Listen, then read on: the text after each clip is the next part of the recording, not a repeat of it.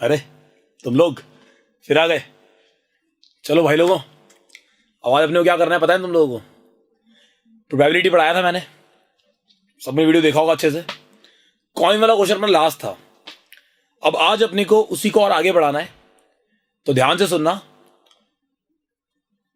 सारी बातचीत अपन बाद में करेंगे, पहले अपन थोड़ा पढ़ेंगे फिर अपन बातें करेंगे। बीच बीच में अपन करते रहेंगे बातें, चिंता मत करो। तो बेटा अपना आप जो क्वेश्चन अपने आने वाले ना, वो अपने इस बार बेस्ड होंगे किस पे? डाइस पे। हम लोग तो डाई को रोल करते हैं, फेंका हमने, डाई को घुमाया और देन फेंक दिया। सबने लूडो खेला है। एक डाई को रोल करने पर कितने आउटकम्स आपके सामने आते हैं? अपने कहा टोटल आते हैं 6 आउटकम्स। हमारे सामने एक डाई को रोल करने पर कितने आउटकम्स आते हैं? आपने कहा 6 आउटकम्स आते हैं। तो बेसिकली हमें यही चीज समझनी है कि जो सैंपल स्पेस बनेगा उस सैंपल स्पेस में कितने आउटकम्स निकल के आएंगे। आपने कहा सर टोटल आएंगे 6 outcomes, 1 2 3 4 5 6। Total number of outcomes are 6। अब अगर मैंने आपसे इस पे बेस्ड क्वेश्चंस पूछे तो क्या क्या क्वेश्चन बन सकते हैं? तो अपना स्टार्ट टॉपिक आज होगा कि when we roll a die, जब एक डाइस को हमने वन टाइम रोल किया, when we roll a die once, है ना, हमने जब डाई को एक बार रोल किया तो हमारे सामने क्या एक्सप्रेशन निकल कर आएगा? सैंपल स्पेस निकल के आएगा 1 2 3 4 5 6। अब इस पे बेस्ड क्वेश्चन सुनना सब, ठीक है, और ढंग से रिस्पॉन्ड करना। Probability of getting even number, probability of getting even number, even number आने की प्रोबेबिलिटी क्या है? बोलो भाई। तो आप सबने कहा सर इवन नंबर आने की प्रोबेबिलिटी है। फेवरेबल केसेस क्या क्या है हमारे? तो हमने यहां पे पहले फेवरेबल केसेस लिख दिए। फेवरेबल केसेस कौन कौन से है भाई? आपने कहा सर इवन नंबर 2 है, 4 है और 6 है। तो यहां पे आएगा 3/6 यानी कि 1/2। ये अपना आंसर हो गया इवन नंबर आने की प्रोबेबिलिटी का। अगर मैं आपसे पूछ रहा हूं कि मेरे को इस डाई को रोल किया, फेस के ऊपर इवन नंबर दिखाई देगा, इसकी प्रोबेबिलिटी क्या है? तो आप सबने आंसर दिया सर इवन नंबर 3 होते हैं, 2 4 6। तीनों में से कोई भी आएगा हमारा फेवरेबल केस माना जाएगा। तो हमारे लिए फेवरेबल केस हो गए 3, टोटल केसेस 6 थे। अपॉन में कैंसिल किया, 1/2 आ रहा है। क्या ये सिंप्लीफाई करना जरूरी है? यस। अगर आपको अपने पूरे मार्क्स चाहिए तो आपको ये सिंप्लीफाई करना ही पड़ेगा। समझ में आ रही है मेरी बात? मैं क्या बोल रहा हूं? कोई दिक्कत तो नहीं है? तो आपने ये समझ ली। अब अगर आपसे पूछता find the probability of getting odd number, तो आपने कहा सर ऑड नंबर आने की प्रोबेबिलिटी हो जाएगी हमारे पास 3/6, because we all know the meaning of odd numbers. How many favourable cases are there? आपने कहा सर फेवरेबल केसेस निकल के आएंगे 1 3 एंड 5। ये हो गए अपने फेवरेबल केसेस। अब बात चलते हैं थर्ड पॉइंट पे, probability of getting prime number. कुछ बहुत ही बेसिक बातें हैं, आपको ध्यान से समझना चाहिए कि प्राइम नंबर का मतलब क्या होता है ना। जब भी कोई टीचर पढ़ाता है इस चीज को तो आपको जरूर समझाता होगा। खैर कोई नहीं, मैं भी अपनी तरफ से एक एफर्ट मारता हूं, हमको समझाने का, देखता को समझ में आता है नहीं आता। देखो प्राइम नंबर वो होता है भाई, पहली बात तो कोई एक नंबर प्राइम नंबर नहीं हो सकता, है ना। उल्टा बोल दिया मैंने ना। प्राइम नंबर मैंने को प्राइम को बोल दिया गलती से। प्राइम नंबर बेसिकली क्या है? ऐसा नंबर जिसके मोर देन 2 फैक्टर्स नहीं होते, जिनके एग्जैक्टली 2 फैक्टर होते हैं, उसको बोलते हैं प्राइम नंबर्स। तो प्राइम नंबर की डेफिनेशन क्या बनी? The definition of prime number is numbers which have more than 2 exactly 2 factors are called prime numbers. वो नंबर्स जिनके एग्जैक्टली 2 फैक्टर्स होते हैं उनको क्या बोलते हैं? प्राइम नंबर बोलते हैं। ध्यान रखना, वो नंबर्स जिनके एग्जैक्टली 2 फैक्टर्स होते हैं उनको प्राइम नंबर बोलते हैं। इस पे ढूंढ के बताओ किन किन नंबर्स के प्राइम नंबर, कौन कौन से नंबर है जिनके सिर्फ 2 ही फैक्टर आते हैं। तो आपने कहा सर 2 3 और 5, इन तीनों के सिर्फ 2 फैक्टर होते हैं, एक तो 1 और एक वो खुद। एक तो 1 तो सबका फैक्टर होता है, और एक वो नंबर इटसेल्फ। तो यानी कि 2 3 और 5 प्राइम नंबर है। पर आपने कहा सर 1 भी तो हो सकता है प्राइम नंबर। क्या 1 के एग्जैक्टली 2 फैक्टर आते हैं? आपने कहा सर देखो 1 से डिविजिबल है और 1 खुद से। अरे ये तो एक ही फैक्टर आया। तो इसका मतलब इसने प्राइम नंबर की डेफिनेशन को सेटिस्फाई नहीं किया। इसके सिर्फ एक ही फैक्टर होता है, इसलिए प्राइम नंबर नहीं होता। तो 1 का एक स्पेशल केस है, ना ये प्राइम होता है और ना ये कंपोजिट होता है। इसको सिर्फ ऑड नंबर में ही गिनना, उसके अलावा कहीं और मत गिनना। तो आपने क्या समझा? आपने ये समझा कि प्राइम नंबर्स के अंदर जो हमारे फेवरेबल केसेस हैं वो क्या क्या है? 2 आज यार स्टेबिलिटी कमी आ रही है ऐसा लग रहा है ना। 2 3 5 बहुत गलतियां कर रहा हूं बोलने में बीच बीच में ना। कितना हो गया 3/6 1/2। ये आ गया आपके लिए favourable cases 2 3 5। Probability of prime number कितनी होगी 3/6। आंसर कितना निकल के आ गया 1/2। अब हम लोग थोड़ा सा आगे बढ़ते हैं, ध्यान से सुनना है ना। धीरे धीरे अपना एनर्जी लेवल मेरा ही बढ़ जाएगा, चिंता मत करो भैया ना, तो शुरुआत हुई है अपनी। प्राइम नंबर का देख लिया आपने। अब मैंने आपसे पूछा अच्छा एक काम करो, what is the probability of getting a composite number. Composite number आने की प्रोबेबिलिटी क्या है? तो आप सबने कहा सर कॉम्पोजिट नंबर आने की प्रोबेबिलिटी होगी, पहले कॉम्पोजिट नंबर देखे तो सर क्या क्या होते हैं। तो फेवरेबल केसेस क्या क्या बनेंगे? आपने कहा सर फेवरेबल केसेस बनने चाहिए। देखो एक तो कॉम्पोजिट नंबर की डेफिनेशन क्या होती है, those numbers which have more than 2 factors. Definition ध्यान से सुन लो, those numbers which have more than 2 factors are composite number. Those numbers which have more than 2 factors are composite number. वो number जिनके मोर देन 2 फैक्टर्स होते हैं क्या बोलते हैं हम लोग? कॉम्पोजिट नंबर बोलते हैं, ध्यान रखना। तो अभी आपके सामने जो मैंने डेफिनेशन बोली वो प्राइम नंबर से डिफरेंट है, यानी कि वो नंबर जिनके मोर देन 2 फैक्टर्स आते हैं वो कॉम्पोजिट नंबर होते हैं। तो उसमें देख के बताओ किन किन के कॉम्पोजिट नंबर्स हैं। 4 ये अपना मोर देन 2 फैक्टर्स रखता है, 6 मोर देन 2 फैक्टर्स है। तो अपने सिर्फ दो ही वैल्यूज ऐसी हैं जिनके मोर देन 2 फैक्टर्स हैं, एक तो 4 और एक 6। तो आंसर आ गया 2/6 यानी कि 1/3। ये हो गया अपना आंसर। तो कॉम्पोजिट नंबर कितने हो गए 2, और उनका आंसर कितना आ रहा है 2/6 यानी कि 1/3। इस वाले पार्ट तक कोई डाउट आपको?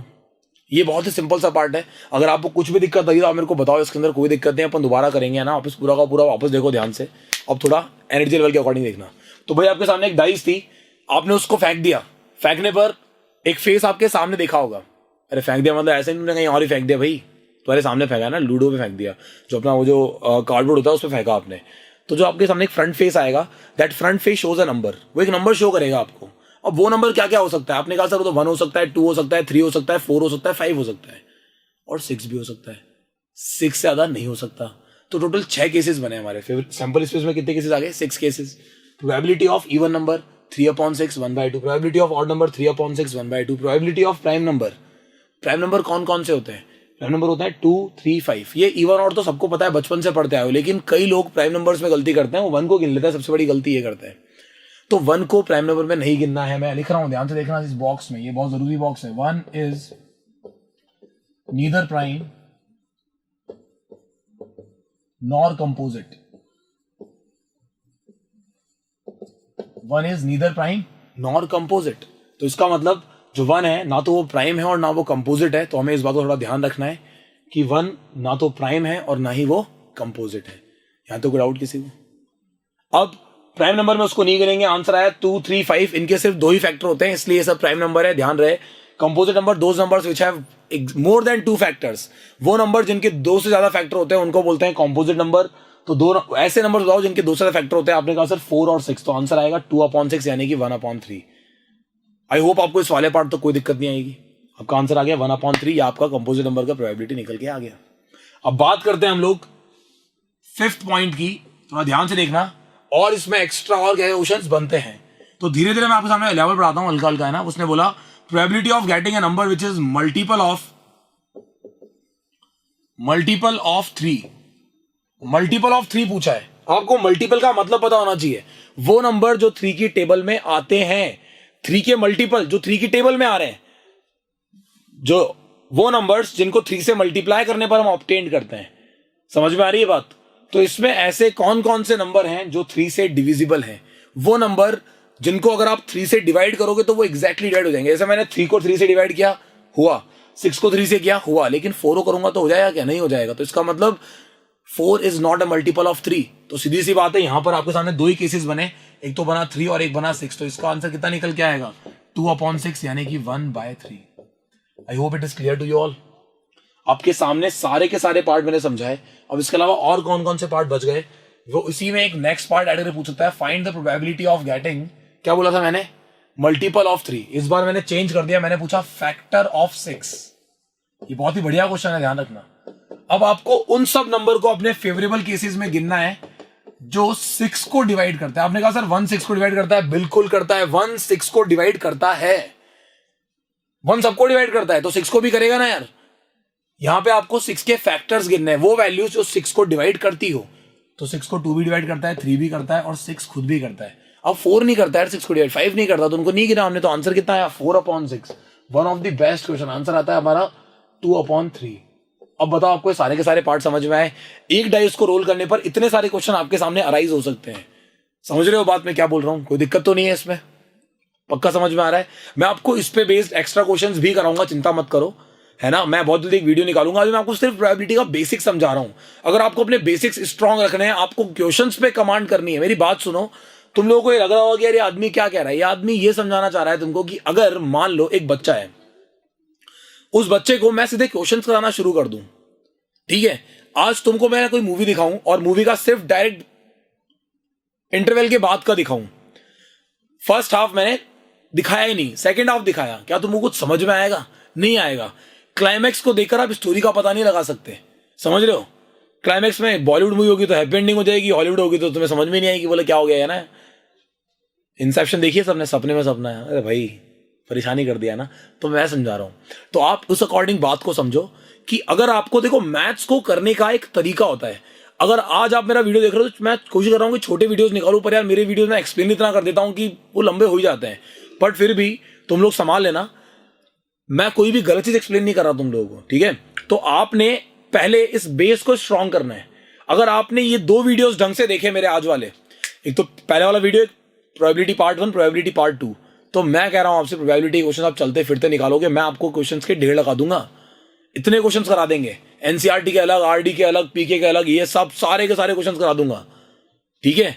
तो आप आराम से पहले बेसिक्स स्ट्रांग करो, उसके बाद हम करेंगे क्या, क्वेश्चंस एनसीईआरटी पे बेस्ड। अब फिर करेंगे आरडी पे बेस्ड, है ना। कुछ एक्स्ट्रा क्वेश्चंस भी लिखवा देंगे आपको, तो आपको आराम से हो जाएगा मैनेज। मैं पूरा एनसीईआरटी करा दूंगा आपको, मुश्किल से आधे घंटे की वीडियो में पूरा प्रोबेबिलिटी का एनसीईआरटी खत्म, इंक्लूडिंग ऑप्शनल। अब देखो फटाफट से, फेवरेबल केसेस 1 2 3 6, आंसर आया 4/6 2/3। तो एक डाइस को रोल करने पर इतने सारे केसेस आपके सामने निकल के आए। अब जब 10th क्लास की अगर हम बात करते हैं, तो 10th क्लास के अंदर एक डाइस को 2 बार रोल करने के क्वेश्चंस भी आते हैं। एक डाइस को 2 बार रोल करना या 2 अलग अलग डाइस को एक साथ रोल करना, बात एक ही है बेसिकली। अब हमें 2 आउटकम्स एक साथ ऑब्जर्व करने को मिलेंगे। पहले हम इस पे देखेंगे, फिर हम इस पे देखेंगे। अच्छा इस पे 1 आया, इस पे भी 1 आया, ओके 1,1 हमारा आउटकम हो गया। तो बेसिकली अब हम डाइस को कितनी बार रोल करने वाले हैं, 2 टाइम्स रोल करने वाले हैं। ये वीडियो कहीं ना कहीं सिर्फ 10th लेवल का नहीं है, अगर 9th क्लास का बच्चा भी इसको देख रहा है तो 9th का प्रोबेबिलिटी भी इसी लेवल का है। ध्यान से समझना, ठीक है। बहुत ही बेसिक इंफॉर्मेशन है, तो थोड़ा ढंग से समझो, मजा आएगा आपको समझने में। अब एक डाइस है ना, थोड़ा इमेजिनेशन बढ़ाओ अपना। ये डाइस को हमने रोल किया 2 टाइम्स, कितनी बार रोल किया, 2 टाइम्स रोल किया हमने। अगर डाइस को हमने 2 टाइम्स रोल किया तो 2 बार रोल करने पर आपके सामने केसेस कितने बनेंगे, पहले ये सोचना है। तो मैंने आपको एक ट्रिक सिखाई थी, ध्यान से सुनो। एक कॉइन को टॉस किया, पिछली वीडियो में एक ट्रिक सिखाई थी। एक कॉइन को टॉस किया, कितने आउटकम आए, 2 आउटकम। अब इस एक्सपेरिमेंट को आप जितनी बार भी रिपीट करोगे उतना उस 2 की पावर लगाते जाओ। एक डाइस को रोल के कितने आउटकम निकल के आए, 6 6। अब जितनी बार आप रिपीट करोगे उतनी 6 की पावर लगाते जाओ। आपने 2 बार रिपीट किया, 6 की पावर 2, 36 आउटकम्स आएंगे। आपने 3 बार रोल किया, 6 की पावर 3 लगा दो, 216 आउटकम। देखो समझ में आया कि 10th क्लास में डाइस को 3 बार रोल करने के क्वेश्चन क्यों नहीं आते, बिकॉज आउटकम्स बनते हैं 216, जो प्रैक्टिकली पेज पे बनाना पॉसिबल नहीं है। तो बच्चे को हाइपोथेटिकली सोचना पड़ता है। आई बात समझ में? तो भाई ध्यान से समझना और बिल्कुल भी इधर उधर देखने की जरूरत नहीं है, आपको समझ में आ जाएगी बात बड़े आराम से, ठीक है। तो सुनना सब, एक डाइस को 2 बार रोल किया, मैं आपके सामने टेबल बनाऊंगा, उस टेबल को पहले सीखना कैसे बनाई मैंने, ठीक है। जनरली इस टेबल से हमें हेल्प मिलती है आउटकम्स निकालने में। यहां मैंने लिखा 1 2 3 4 5 और 6, 1 2 3 4 5 और 6।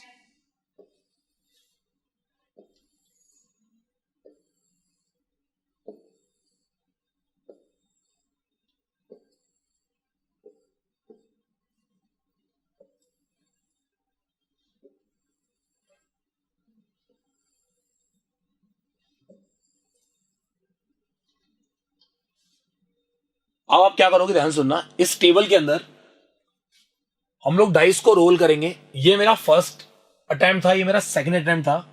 पहला रिजल्ट मैं यहां से देखूंगा, दूसरा रिजल्ट मैं यहां से देखूंगा, ठीक है? या आप उल्टा कर दो, पहला रिजल्ट आप यहां से देखो, दूसरा रिजल्ट आप यहां से देख लो, एक ही बात है, ठीक है? तो अगर मान लो मैं मान रहा हूं कि मैं पहले इसको ऑब्जर्व करूंगा, बाद में इसको करूंगा, ध्यान से देखना, पहले मैंने इधर देखा, इधर से 1 आया और इधर से भी 1 आया, तो आउटकम क्या बन गया? 1,1। यहां से 2 आया, लेकिन सेकंड वाले अटेम्प्ट पर 1 ही आया रिजल्ट। यहां से हो सकता है 3 आ जाए, वहां से 1 ही आए, हो सकता है यहां से 4 आ जाए, वहां से 1 ही आए, यहां से 5 आ जाए, हो सकता है 1 ही आए, 6 आ जाए, हो सकता है 1 ही आए। फिर आपने यहां देखा, हो सकता है यहां पर 1 आए लेकिन उस वाली पे 2 आ जाए, यहां पे 2 आए और उस वाली पे भी 2 आए, यहां पे 3 आए, उस वाली पे भी 2 आए, मैंने कि एक कॉलम को फिक्स कर लिया हमने। अब इस पे पीछे 2 आता जाएगा और यहां चेंज होते जाएंगे, तो सारे के सारे आउटकम से निकल जाएंगे। कितना आसान हो गया निकालना। तो आई होप आप सबको पैटर्न समझ में आया होगा, है ना? कोई दिक्कत तो नहीं किसी को पैटर्न को समझने में? पैटर्न बड़ा आसान सा है कि आपने यहां से 1 लिया, उधर से 1 आया तो 1,1, यहां से 2, उधर से 1, 2,1। देख रहे हो? यहां से रो मैच करो, वहां से कॉलम मैच करो, मिल जाएगा आउटकम।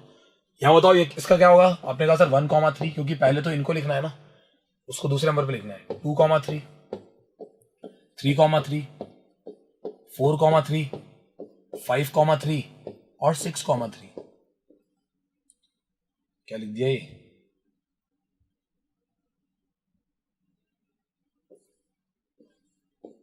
यहां पे 1,4, 2,4, 3,4, 4,4, 5,4, 6,4। कोई दिक्कत तो नहीं है? आगे देखो, 1,5, 2,5, 3,5, 4,5, 5,5 और 6,5। इधर आ जाओ, 1,6, 2,6, 3,6, 4,6, 5,6 और 6,6। इजी। अभी टेबल पूरी कंप्लीट हो गई। टोटल 36 आउटकम गिन सकते हो। 6 आउटकम यहाँ, 6, 6, 12, 18, 24, 30 और 36। टोटल 36 आउटकम आपके सामने है। अब इन सारे आउटकम्स को वहां पर अगर आपको कोई किसी ने डाइस को 2 बार रोल करने के लिए बताओ, हाँ आपको बनाना जरूरी है। This is the sample space. भले ही मैंने सैंपल स्पेस के एलिमेंट्स को ब्रैकेट में नहीं लिखा, लेकिन मेरे को उसने बोला, वो कभी नहीं बोलेगा कि सैंपल स्पेस बनाओ। अगर बोल रहा है तो ये सैंपल स्पेस हो जाएगा। आप इन सारे आउटकम्स को सिर्फ इन वालों को ऐसे ब्रैकेट ला के लिख दो, this is the sample space, खत्म। लेकिन अगर उसने आपको सैंपल स्पेस नहीं बोला, नॉर्मली आगे एक डाइस को 2 बार रोल किया और उसने अपने क्वेश्चन से स्टार्ट कर दिए, तो आप बस ये बना दो, ये काफी है, ये नॉलेज काफी है। अब इसमें जो क्वेश्चन आएंगे अब उसके लिए हमें इजी रहेगा यहां से ऑब्जर्व करना। तो पहला क्वेश्चन क्या है, ध्यान से सुनना है ना, ये बहुत ही इंपॉर्टेंट क्वेश्चन है, बहुत चलता है। Probability of getting doublet. अब देखो यहां ध्यान देना सब, probability of getting doublet. Doublet का क्या होता है? आप मुझे ये बताओ कि ऐसे कितने केसेस हैं, डबलेट का मतलब दोनों पे सेम रिजल्ट आया हो। आपने कहा सर 1, 1, 2, 2, 3, 3, 4, 4, 5, 5, 6, 6, टोटल 6 है ऐसे। 6/36, तो आंसर निकल के आएगा हमारा 1/6। Second, probability of getting. अब सुनना ध्यान से, डबलेट का सबको समझ में आया। मैंने फेवरेबल केसेस यहां लिख भी दिए, थोड़ा जगह फेवरेबल केसेस के लिए रखना भाई। मैंने गलती कर दी, लिखे नहीं फेवरेबल केसेस, आप सबको लिखना है भाई, ध्यान रखना। 2, 2, 3, 3, 4, 4, थोड़ा कंजेस्टेड हो रहा है ना, मैं बोल रहा हूं उसको सुनो सब। 5, 5 और 6, 6, टोटल कितना आउटकम आ गए? 6 आउटकम, है ना। ये मैंने फेवरेबल केस लिखना बहुत जरूरी है भाई। और एक बार फॉर्मूला क्या था? Favourable cases upon total cases. एक बार मैंने इस पर 10 पार्ट पूछे, आपको एक बार फॉर्मूला लिखना है सिर्फ, पर फेवरेबल केस हर पार्ट में लिखना है, बिकॉज हर पार्ट के लिए अपने फेवरेबल केस अलग होते हैं। आपने क्या पता उसको चीटिंग करके ना लिखाओ, आप अपनी तरफ से पूरे ईमानदार थे, पर एग्जामिनर को अगर आपने फेवरेबल केस नहीं बताया तो उसको लगेगा ना किसी ने पूछ पाछ के लिख दिया होगा इस भाई ने। तो इसलिए मैं आपसे कह रहा हूं कि आपको फेवरेबल केस जरूर लिखने हैं, फेवरेबल केसेस बहुत जरूरी है, ठीक है। अब मैंने आपसे बोला कि इस बार वो केसेस उठाओ जिनका सम आ रहा हो, गेटिंग सम इक्वल टू 8। सम आना चाहिए 8। आपने कहा सम 8 आना चाहिए, यार ये क्या बात हुई? किनका सम? जो हमें 2 रिजल्ट्स मिले, जो हमें 2 आउटकम्स मिले, जैसे यहां पे हर बार 2 वैल्यूज मिल रही है ना, तो इनका सम 8 आना चाहिए। आपने कहा तो बहुत आसान है, 4,4 सम कितना आता है? 8। मैंने कहा यार बिल्कुल सही। तो फेवरेबल केसेस में किसको लिखोगे? 4,4 को लिखोगे? मैंने कहा हाँ बिल्कुल लिखेंगे, 4,4 को लिखेंगे। मैंने कहा गुड। 4,4 के बाद और कोई ऐसा जिसका सम 8 आया हो? आपने कहा सर 6,2। कहाँ गया 6,2? अच्छा 2,6 है, 6,2 यहाँ पे ये रहा, ये 6,2 है। तो हमने कहा था 6,2 को लिखेंगे। 6,2 आएगा तो फिर 2,6 भी आएगा, बिकॉज दोनों दो अलग अलग आउटकम्स थे। उसका सम भी 8 आ रहा है, उसका सम भी 8 आ रहा है। हमने कहा फिर तो 5,3 को भी लिखो, क्योंकि 5 और 3 का सम भी 8 आता है। यानी कि आपको टेबल में देखने की जरूरत नहीं, आप ऑरली निकाल सकते हो। अब आप में से किसी ने ये कह दिया कि सर मुझे चाहिए 7,1। अब 7 तो कहां से पैदा करूं इस पैर में, समझ रहे हो ना? तो 7 है ही नहीं इसमें, मैक्सिमम वैल्यू ही 6 तक है। तो दिमाग में वो भी रखना है ना, ऐसे पागलों की तरह नहीं 8,0, 0,8, 1,7, 7,1। अरे भाई मैथ्स करना है, कुछ तो लड़ना है, क्या करना है यार? दिमाग की जगह घुटनों में मत रखो, ध्यान रखना। तो कितना हो गया? 5। Total 5 favourable cases. आंसर कितना आएगा? 5/36। खत्म। इजीली आपको मालूम चल गया, कोई दिक्कत ही नहीं है। अब आगे सर, आगे आपने कहा कि सर फर्स्ट पॉइंट हो गया, सेकंड पॉइंट हो गया, आप कुछ और पूछा है ऐसा ही, थोड़ा बढ़िया लगना चाहिए ना। तो मैंने कहा चलो ठीक है, पहले पेज चेंज करते हैं फिर पूछते हैं आपसे। मैंने कहा चलो ठीक है, अब तुम बताओ, इतना ही तुम्हें शौक चढ़ाया था, अब तो खुद से करना। पहले क्वेश्चन सुनना, फिर मेरे को पॉज कर देना, फिर खुद से निकालना, ठीक है? सम आना चाहिए 9 के। फेवरेबल केसेस बनाओ सबसे पहले। तो आपने फटाफट से ब्रैकेट में सारे फेवरेबल केसेस लिख दिए। तुम्हारे लिए चक्कर काट रहा हूं मैं, ध्यान रखना ये वाला, ताकि तुम मुझे पॉज कर सको दोबारा। फटाफट से यहां पर फेवरेबल केसेस लिखो। सोचा आपने क्या क्या हो सकते हैं? आपने कहा सर देखो 9 आ सकता है, 5,4 और 4,5। हाँ यार बात तो ठीक है। 6,3 और 3,6। मैंने कहा एक्सीलेंट, ये तो क्या ही बात है, मजा ही आ गया। और बोलो। आपने कहा सर और तो किस पे आएगा? 7,2 ले लूं क्या? मेरा थप्पड़ याद है, 7,2 नहीं हो सकता। क्यों? क्योंकि 2 तो है, पर 7 कहां से लाओगे यार? तो आंसर आएगा 4/36। घबराने की जरूरत नहीं है, बिल्कुल सही कर रहे हो, कहीं भी गड़बड़ करने की जरूरत नहीं है बिल्कुल भी।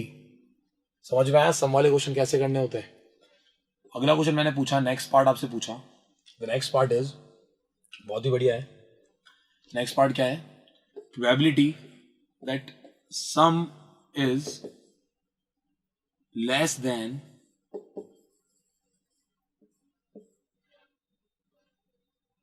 13।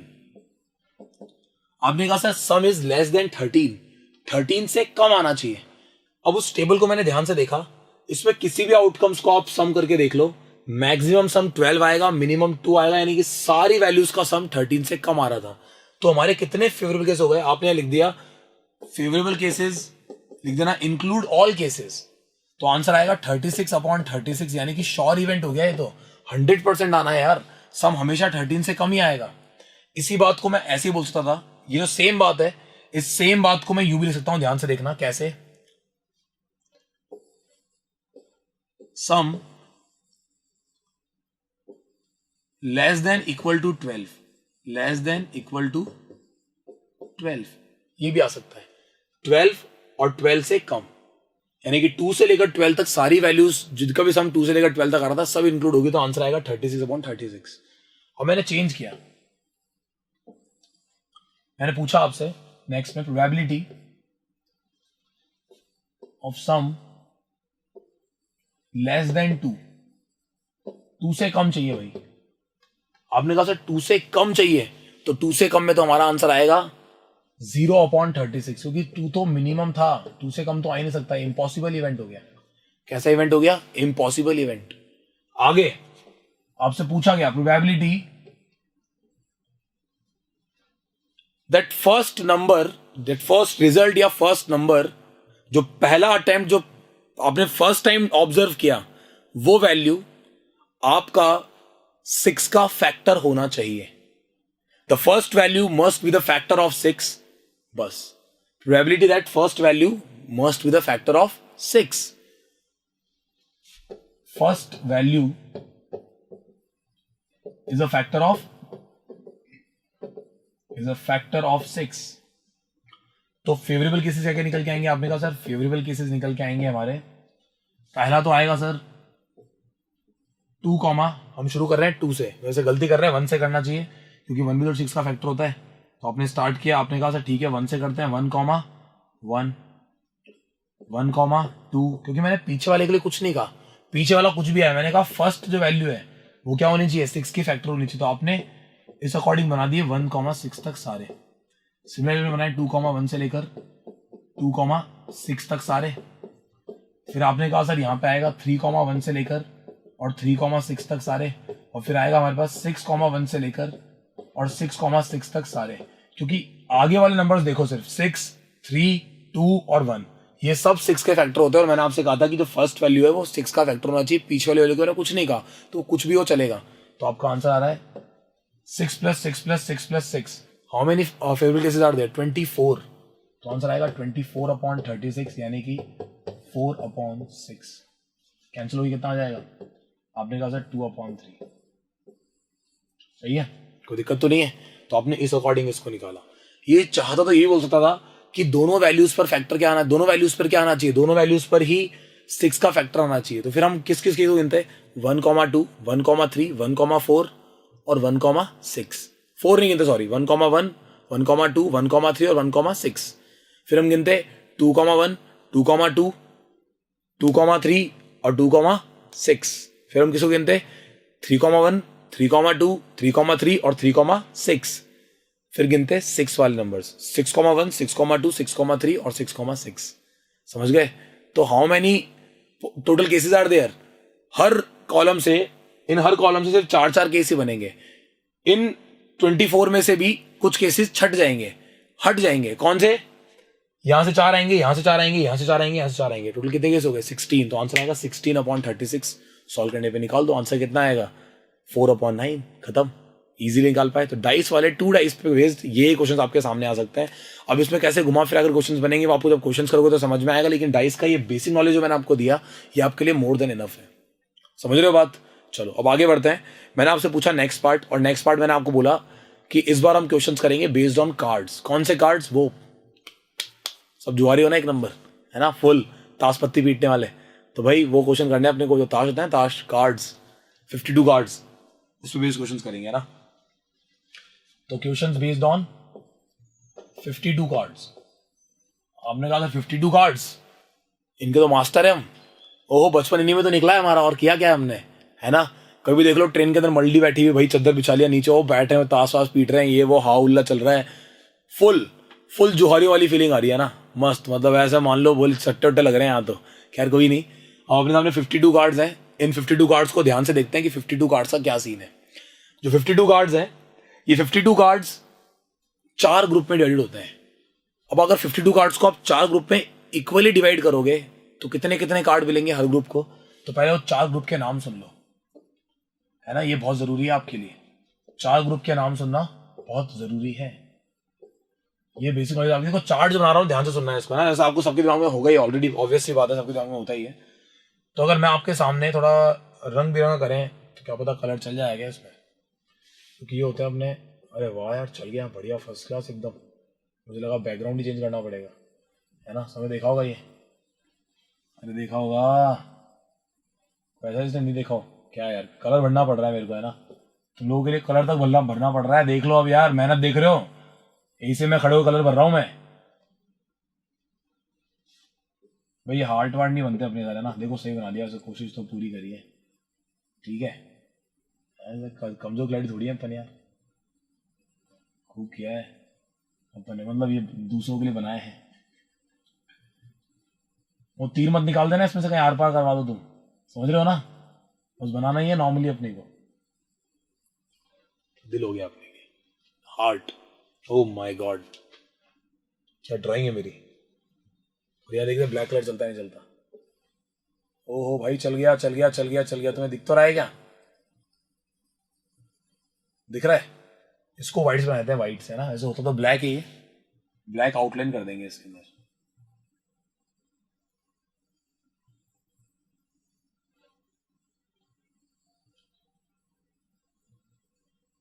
इसे भर देंगे अपन।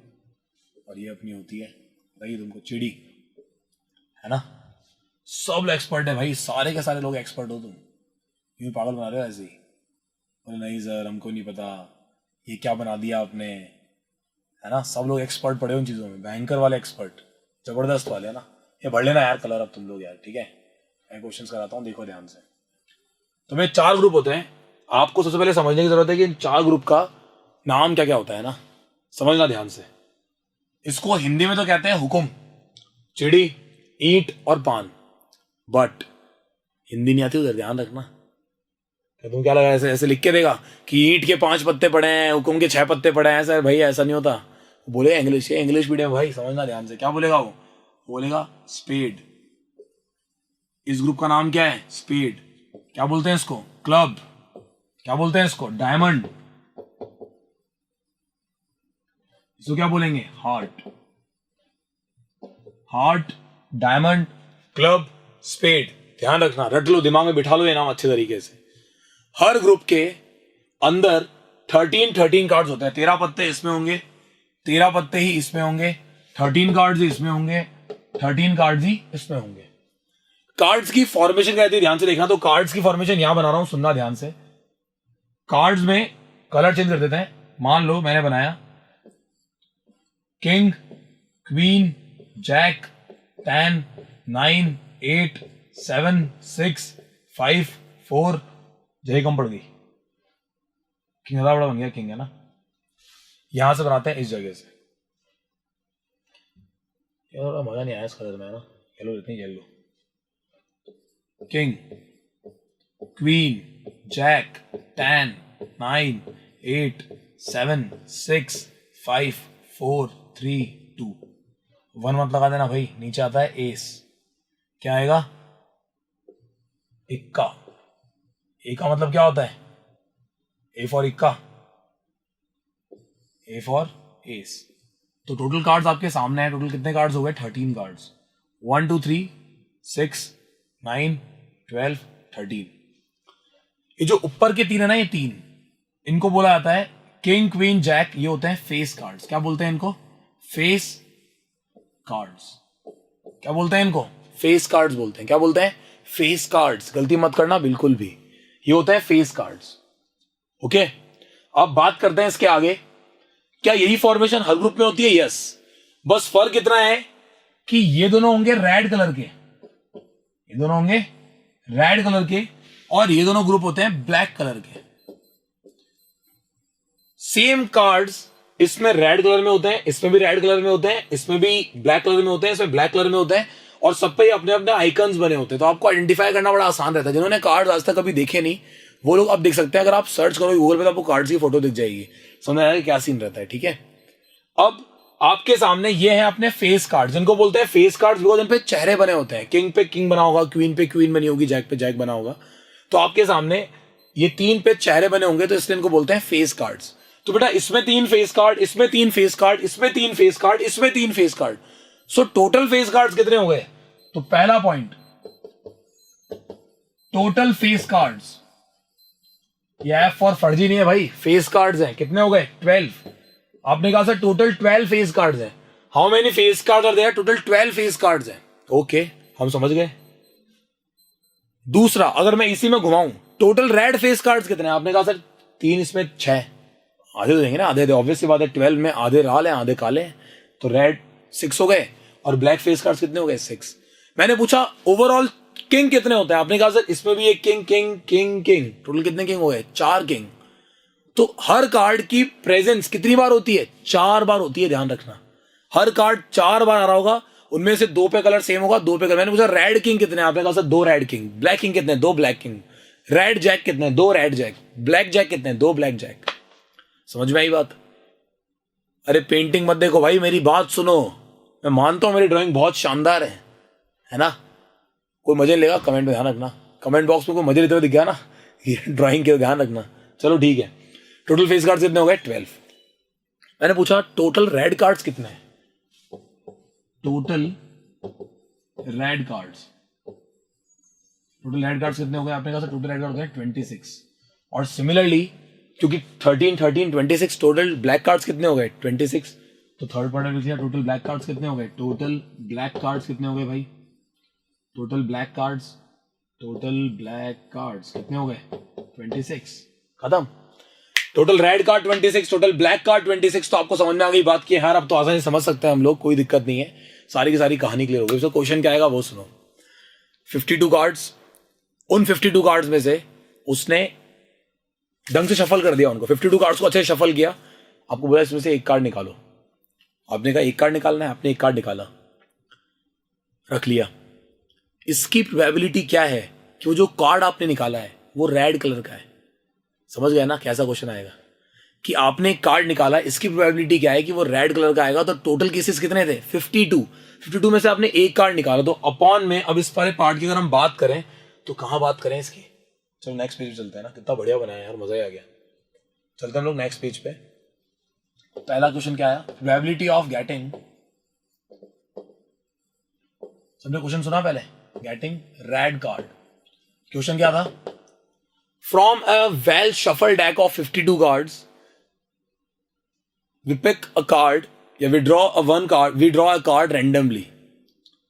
What is the probability of getting a red card? A red card आने की probability क्या होगी? From a well shuffled deck of 52 cards, what is the probability of getting a red card? If you draw one card, then what is the probability of getting a red card? Red card आने की probability क्या होगी? आपने कहा था favorable cases are 26. सारे के साथ बना मत देना, बस लिख देना total favorable cases are 26 because total red cards are there. Total red cards 26, तो फेवरेबल केस कितने हो गए? 26। अपॉन में कितना आएगा? 52। आंसर आ गया 1/2, खत्म। इसी के सिमिलर पूछ लिया getting black card 26 upon 52, answer कितना आ गया? 1/2। सेकंड, प्रोबेबिलिटी ऑफ गेटिंग,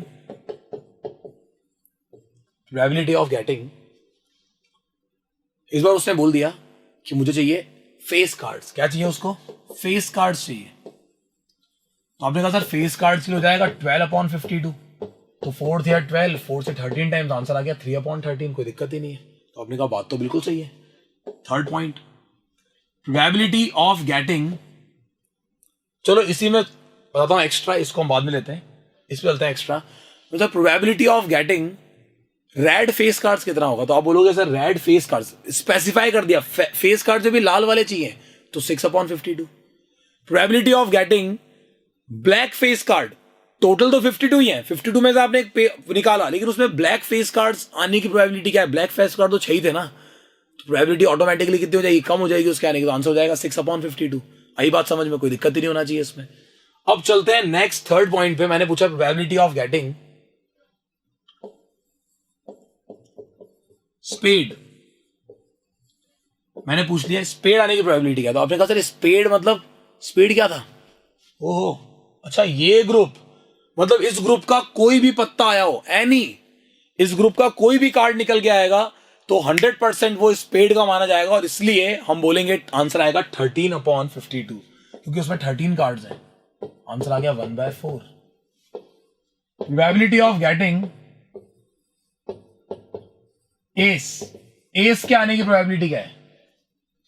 इक्का आने की प्रोबेबिलिटी क्या है? टोटल कितने इक्के होते हैं कार्ड इन 52 में? आपने कहा सर टोटल आपने लिखवाए थे हर ग्रुप में एक एक इक्का होगा, टोटल 4 इक्के हो गए, तो इसका मतलब फेवरेबल केसेस तो 4 ही बने, तो आंसर आएगा 4/52, यानी कि आंसर कितना आ गया? 1/13।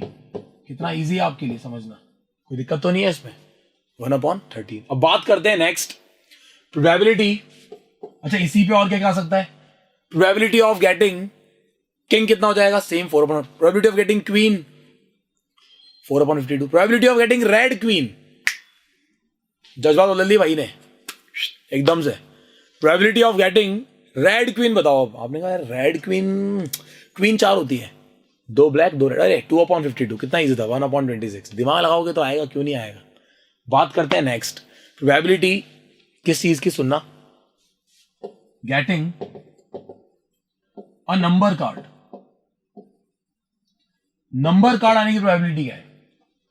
अब नंबर कार्ड आने की प्रोबेबिलिटी जो है वो क्या है, कैसे मालूम चलेगी? ध्यान से सुनना।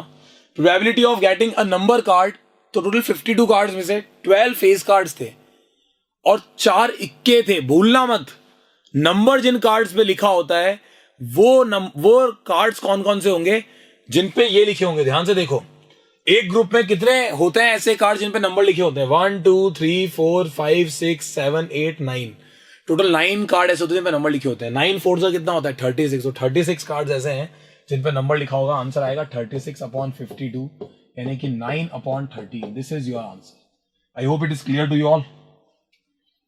क्या हो गया मार करके भाई, नाराज है क्या? 9/13। ये आ गया आपका आंसर। तो अब वो कार्ड्स वाला सारा का सारा कॉन्सेप्ट क्लियर क्यों होगा अच्छी तरीके से? देखो मैंने प्रॉपर्ली आपको समझाया, ढंग से तुम्हारे लिए बनाया है भाई, ड्राइंग की है मैंने यार, कैसी बातें कर रहे हो? तो सुनो आप सबके सब, इसको ढंग से पढ़ना बैठ करके, सुन रहे हो ना? और शेयर वेयर करो इसको ढंग से, लाइक वाइक अगर अच्छा लगा तो ठीक है, नहीं है तो कोई बात नहीं, लाइक वाइक तुम्हारी इच्छा हो तो कर देना। सब्सक्राइब भी तुम्हें अच्छा लगा हो कि यार ठीक पढ़ाता है ये आदमी तो करवा देना, कोई दिक्कत नहीं है, लेकिन बटन इधर ही होता है, कर देना यार, क्या दिक्कत है? चलो bye, that's for today, thank you so much. और सुनो, इसमें कुछ टॉपिक बच गया है, इसमें जो टॉपिक बच गए ना वो टॉपिक हम लोग नेक्स्ट वीडियो में कवर करेंगे। नेक्स्ट वीडियो में एनसीईआरटी क्वेश्चंस लेके आऊंगा मैं, खत्म करना है फटाफट से। एनसीईआरटी के बाद आरटी के निपटा देंगे, तो इस वजह से चैप्टर अपना पूरा का पूरा तैयार हो जाएगा बोर्ड्स के लिए, नंबर नहीं कटने दूंगा, गारंटी अपनी।